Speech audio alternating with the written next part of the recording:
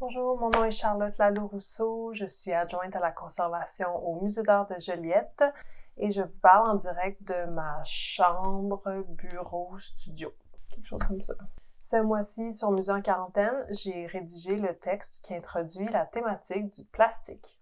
Dans ce contexte, j'ai fait quelques découvertes intéressantes et c'est ce que j'aimerais partager avec vous aujourd'hui. Pour une première fois, j'ai décidé de vous parler plutôt que de vous écrire. Ça me sort un peu de ma zone de confort, là, je dois dire. Ça fait changement de parler aux plantes. Pardon, je commence. Il faut savoir que les premiers plastiques étaient issus de produits naturels comme l'EVA, qui est l'arbre à caoutchouc, et des écailles de tortue. Ces matières étaient chauffées puis moulées pour créer des objets. Les plastiques artificiels et synthétiques apparaissent respectivement au 19e et au 20e siècle. Bon, là, je fais une histoire très courte. Après la Deuxième Guerre mondiale, les matières plastiques sont produites à majorité à base de pétrole et de gaz naturel. Tout est dans tout, hein, comme on dit.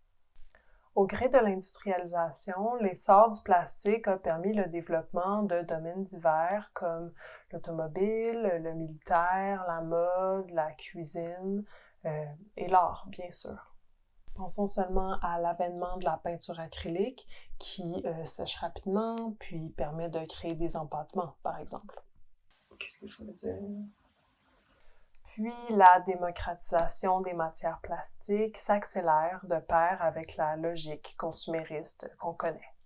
Aujourd'hui, le plastique se retrouve en microparticules dans la chaîne alimentaire et dans l'eau potable qu'on consomme.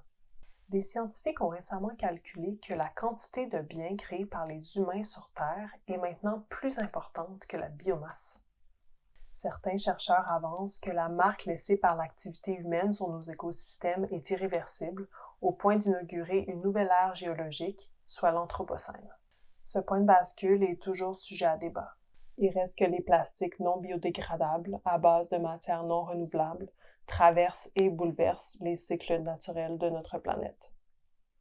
Et ça, c'est indéniable. Qu'est-ce que t'en penses, Minou? Si vous vous intéressez à ces questions, je vous invite à jeter un œil à la pratique de deux artistes canadiennes, soit Kelly Jasvac et Kelly Wood, ainsi qu'à leur groupe de recherche interdisciplinaire Synthetic Collective. Ce collectif présente d'ailleurs son travail dans une exposition à venir au Art Museum at the University of Toronto, qui est prévue l'automne prochain. Selon moi, ça vaudra le détour. Geek. Voilà, c'est tout pour moi et mon cactus. N'oubliez pas de soumettre vos créations sur le thème du plastique avant la fin du mois de février sur muséenquarantaine.com. Merci d'avoir été à l'écoute. À plus. T'es bien belle aujourd'hui.